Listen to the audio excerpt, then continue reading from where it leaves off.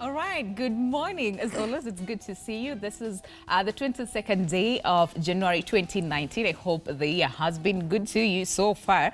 Thank you so much for joining us on My Doctor. Of course, we have a lot for you today, and we'll be tackling on addiction. Welcome on board. My name is Winnie Lubembe. Now, I'm pretty sure, with the word, drug addiction or, alcohol addiction is so common to everybody. But did you know that there are actually a host of modern, addictions which are emerging, and they reflect, the changing ways we live and increase, the importance we put on certain more modern activities. Someone might be like, wait, I know the cases of addiction, to drugs, to alcohol, and, all these other things, which are common. But lifestyle, is there such thing? Let's just start from there. Is there such thing as lifestyle addiction? We'll start with you, Christina. Yes, there is, because there's so many things that we do that can cause us a lot of impairment in the way we function, socially, in the way we function in our daily lives.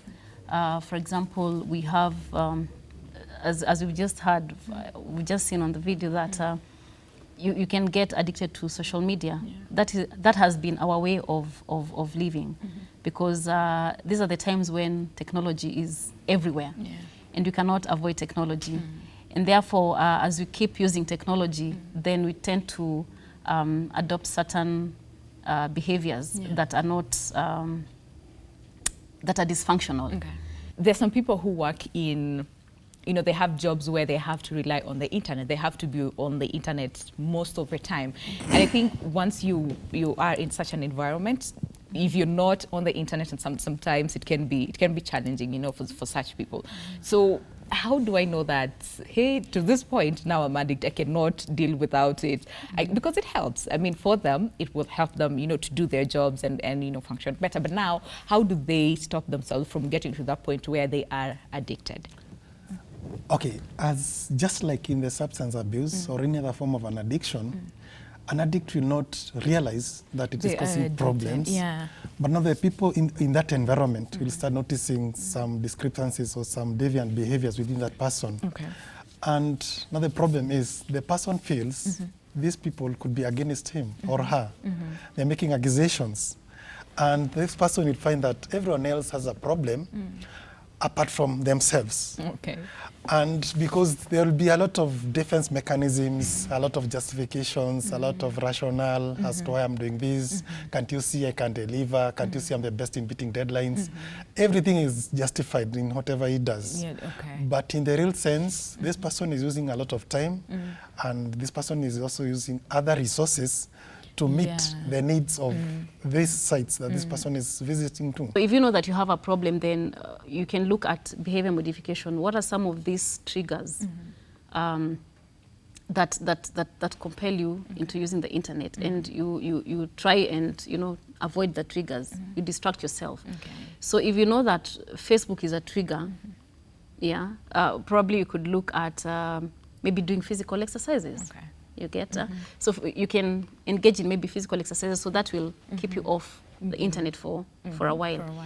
Now, okay, Betty, well, some might say it's some sort of side hustle. I know people who said something like that, like it's a side hustle. I can get some funds, and even if I lose like maybe once or twice, well, that's okay, because that's life. You lose, you win sometimes. So how do I, first of all, get to that level where it becomes an addiction? Is it the number of times that I bet, for instance, in a day, or I gamble, let's just say gambling in general, or is it the amount of money that I put in it? What could happen is that as an individual bets for a certain game for the first time, and then an individual wins a substantial amount of money. You want to try again. And now that one you have to try again, no matter how many times you lose, because you remember that feel good effect you got that moment that you won that money. You keep on reclaiming it back, unconsciously now going back to the same behavior repeatedly again and again.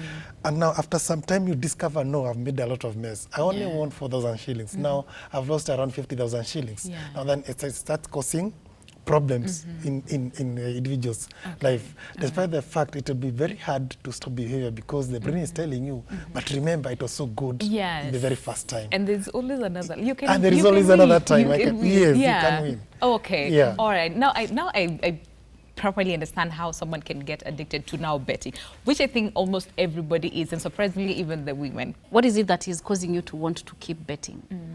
Why do you want to spend your bus fare? Why do you want to spend money meant for medical expenses on betting? Yeah.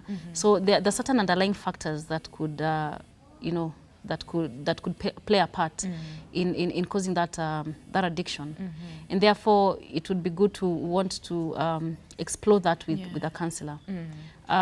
You might also find that probably you're using gambling as a coping mechanism. So you're suffering, as with other addictions, you could, for example, be suffering from emotional problems. And so gambling gives you that high, that pleasure that you're looking for.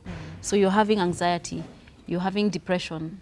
What can make me feel better? So probably gambling, being a coping mechanism, could help you to feel better, even if it's for a short time. And I think you mentioned this, and this is love. Like, you can be addicted to this other person. And I know for so many people, especially those who I would say are married and or in, not necessarily married, but in a healthy relationship, I would say, where if this person, let's say, goes for like 2 or 3 days, you start, you know, there's the aspect that you miss them, you want them to be with you. So how do I know that I am addicted to my partner? Because I mean, see, we're in love, we're supposed to be with each other, if not all the time, most of the time. So how do I know that I am addicted to my partner? This becomes a very tricky station. Yeah. Because generally we could be talking about the best way to categorize this kind of an addiction is to call it either approval or emotional addiction. Okay. Such that emotionally you are so much attached to this person and you're always seeking approval from this person. How am I dressed when I'm with this person? How am I seated? Which words are by yours? It's cautious not to try and make a single mistake, yet you are a normal human being. Yeah. And you can go out of your way to make a lot of sacrifices. That is, you can go ahead and make sacrifices on finances, spending all your money and other resources with your partner, discarding your other relations, maybe your parents, sacrificing even your job. You can even sacrifice your own children, your siblings, or anything, just to fight and try to impress this other person. Okay. And in most cases, it could be misconstrued as a commitment towards the person. Okay. But in the real sense, it is a problem. Yes. This is a topic that we cannot finish in one sitting, so maybe we could have another sitting on the same and just tackle other types of addiction that we have not mentioned. But all the same, thank you so much to both of you for coming over today. And thank you so much for staying tuned. I believe now you have a better understanding so that the next time someone mentions addiction is not only on alcohol or drugs, we also have other forms of addiction. And like we said, understand the why, which is driving you to do something. And that way, of course, it will help you to manage the addiction. So my name is Winnie Lubamba. We'll see you again tomorrow, same time, same place for another episode of My Doctor. But for now, it's a goodbye from us.